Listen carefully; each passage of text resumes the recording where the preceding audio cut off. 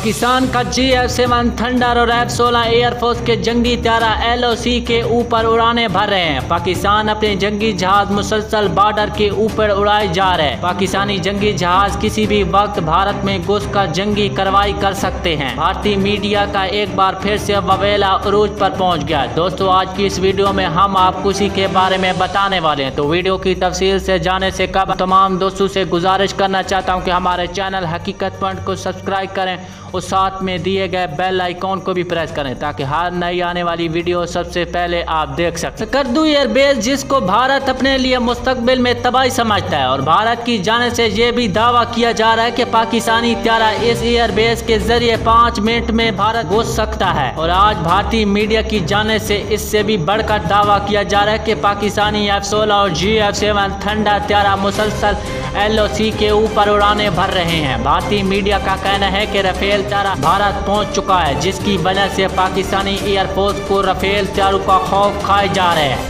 और इसकी वजह से पाकिस्तान ने आज़ादी कश्मीर और स्कर्दू एयरबेस पर जंगी जहाज़ों की तैनाती में इजाफा कर दिया। और पाकिस्तान का सिर्फ एक ही मकसद होगा, कैसे भारत में घुसकर राफेल त्यारों को टारगेट किया जा सके। मशहूर पाकिस्तानी सहाफ़ी मुबश्शिर लुकमान ने भारतीय मीडिया पर तबसरा करते हुए कहा कि भारतीय मीडिया मुसलसल राफेल त्यारों पर ऐसी रिपोर्टिंग कर रहा है जैसे भारत ने 100 के करीब अमेरिकी F-35 खरीद लिया हो। मुबश्शिर लुकमान का कहना है कि भारत की इन 6 राफेल त्यारों को हमारी फ़ज़ाइया 1 मिनट में भी कम वक्त में तबाह कर सकती है।